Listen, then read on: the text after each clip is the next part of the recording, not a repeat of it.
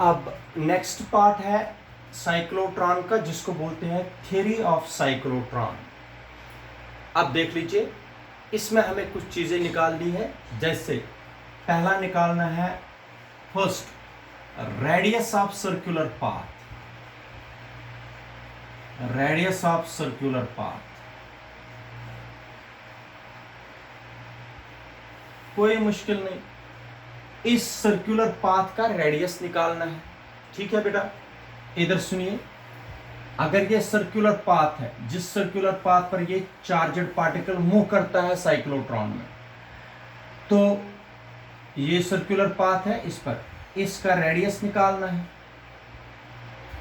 Radius निकालना है तो आप लोग देख लीजिए, ये आपको पता है जब चार्जड पार्टिकल मूव करता है मैग्नेटिक फील्ड में एट राइट एंगल्स, उस पर फोर्स होता है F equal to Q V B sine of 90 degree, क्योंकि मैग्नेटिक फील्ड राइट एंगल्स पर लगाया हुआ है 90 डिग्री पर। F कितना हो गया, Q V B. This is equation number first. ये फोर्स है चार्जड पार्टिकल पर मैग्नेटिक फील्ड की वजह से, मगर चार्जड पार्टिकल सर्कुलर पाथ पर चलता है, इसलिए इस पर होगा नेसेसरी सेंट्रीपिटल फोर्स, क्योंकि when the charged particle moves along a circular path it has centripetal force. Centripetal force, शाबाश बेटा, सेंट्रीपिटल फोर्स कितना होगा, बोलिए। F is equal to mv square upon r। This is equation number second. Centripetal force कितना होगा, mv square upon r। जरा आप लोग बेटा, ये भी फोर्स है, ये भी फोर्स है, ये भी चार्जड पार्टिकल पर है, ये भी चार्जड पार्टिकल पर है। कंपेयर करिए, कंपेयर फर्स्ट एंड सेकंड, करो कंपेयर बेटा। Q V B is equal to M V square upon R. ठीक है, तो ये वी एक कैंसल, तो और कुछ होगा कैंसल, कुछ भी नहीं। आर इधर लाइए, क्यू बी को नीचे लाइए। R is equal to M we upon Q B. This is equation number third, और ये बन गया रेडियस ऑफ सर्कुलर पाथ। निकल गया रेडियस ऑफ सर्कुलर पाथ, कोई मुश्किल नहीं, दो इक्वेशनों को कंपेयर करना है। मगर एक रिलेशन में यहां पर फिर से बताता हूं, v की, v होता है बराबर इस रिलेशन में Q B R upon M. This is v, this is equation number fourth. ये भी मुझे जरूरत पड़ेगी आगे। ये निकल गया radius, this is radius of circular path. Second होता है टाइम पीरियड। टाइम पीरियड देखो बेटा, अगर पहले charged particle semi circle occur करता है, फिर और एक सेमी सर्कल बनता है पूरा सर्कल। टाइम पीरियड सबको पता होता है, टाइम होता है स्पीड अपॉन, नहीं, distance upon speed, distance upon speed. शाबाश, पहली डिस्टेंस इतने कितनी की, आधी। सेमी सर्कल का आधा कितना होता है, सरकमफ्रेंस, हो गया पाई आर। फिर आधा किया plus pi are upon V. Time period कितना हो गया, 2 पाई आर। ये पाई आर समझ आया आपको। पहला सेमी सर्कल एक्यूर किया, सेमी सर्कल का सरकमफ्रेंस होता है पाई आर, हो गया इतनी डिस्टेंस। फिर और आधी डिस्टेंस इसने एक्यूर की चार्जड पार्टिकल ने, जो इससे पहले मैंने, हो गया pi r divided by v, हो गया 2 pi are upon v. R का वैल्यू लगा दीजिए, ये है आर का वैल्यू। शाबाश, using equation third, using equation third, शाबाश। क्या आएगा, t, t is equal to 2 pi upon v multiply r का value m we upon Q B. शाबाश, v और v cancel, t is equal to 2 pi m upon Q B. ये आ गया time period. ठीक है बेटा, क्या आ गया ये? Time period. शाबाश, टाइम पीरियड ये आ गया दूसरा पॉइंट, टाइम पीरियड। इसके बाद होता है frequency, third point.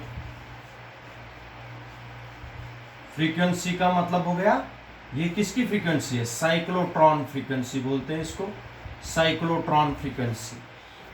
Frequency new से डिनोट करते हैं, होता 1/t, टी इधर है। This is equation number 5। T का वैल्यू यहां से लगा दीजिए, हो गया 1/2 पाई m/QB। QB ऊपर जाएगा, nu is equal to QB/2 pi m। ये आ गई फ्रीक्वेंसी। ठीक है बेटा, इसके बाद होती है एंगुलर फ्रीक्वेंसी।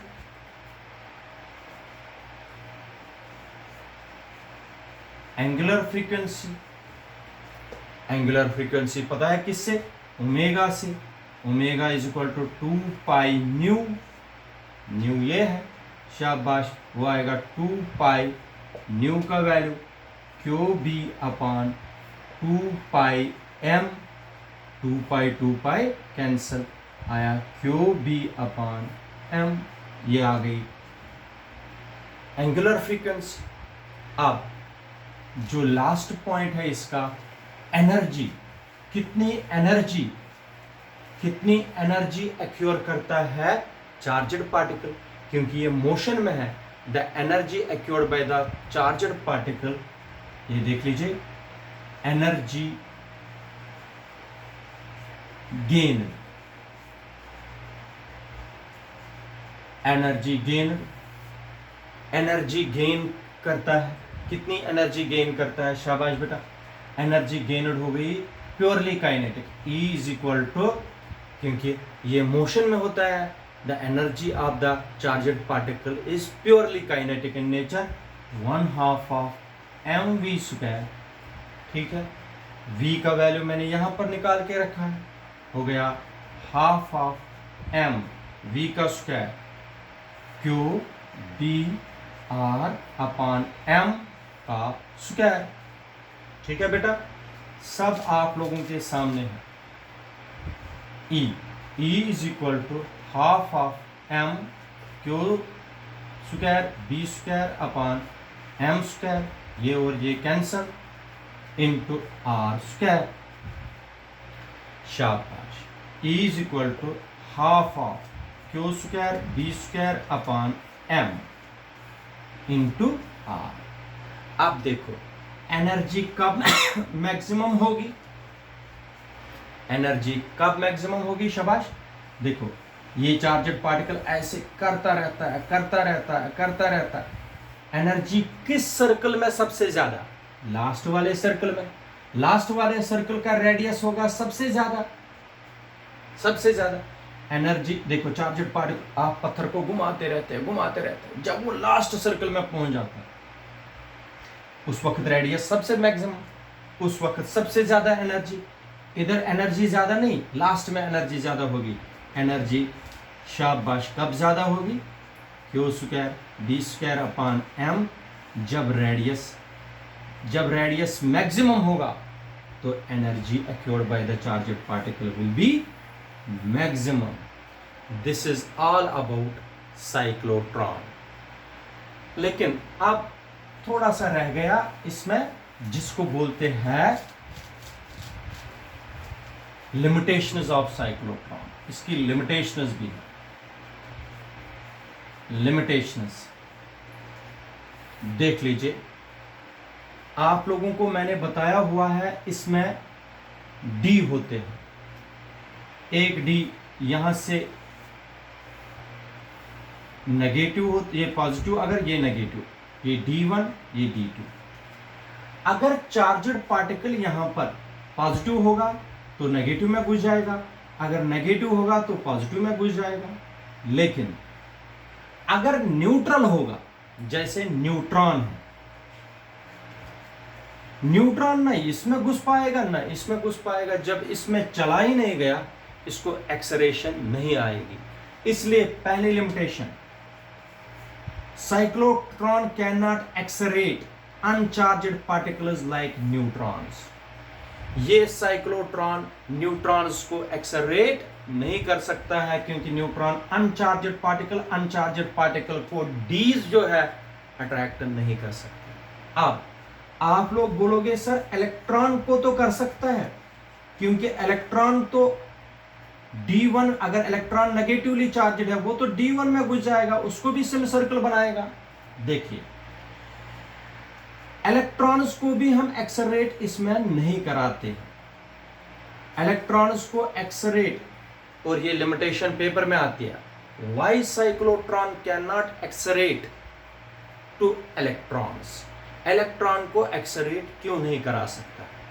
देख लीजिए, अगर मैंने आप लोगों को बताया ये प्रोटॉन है, प्रोटॉन जब D2 में घुस जाता है ये सेम सर्कुलर बनाता है। मान लीजिए इस सेम सर्कुलर पाथ एक्योर करने में, और जब ये गैप में पहुंच गया उसके बाद पोलैरिटी चेंज होती है, जो पॉजिटिव होता है वो नेगेटिव बनता है, वो और जो नेगेटिव, मान लीजिए जो पोलैरिटी है डीज की, ये 1 सेकंड के बाद चेंज होती है।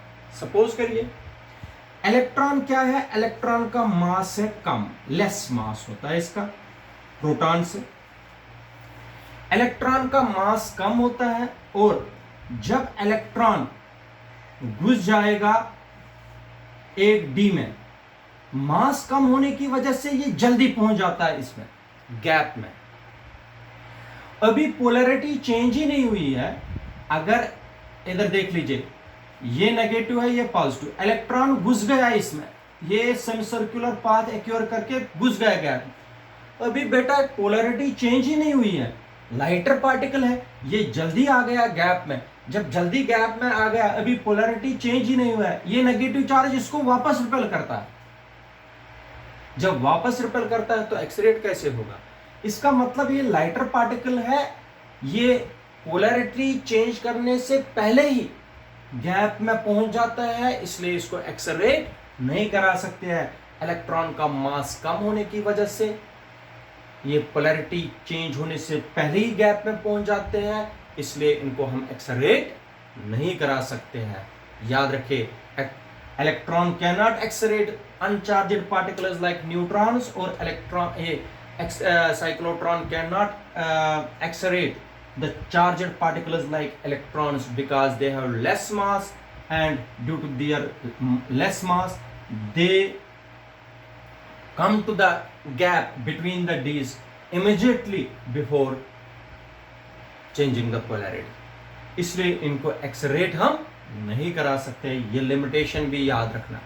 ठीक है, this is all about cyclotron. Thank you.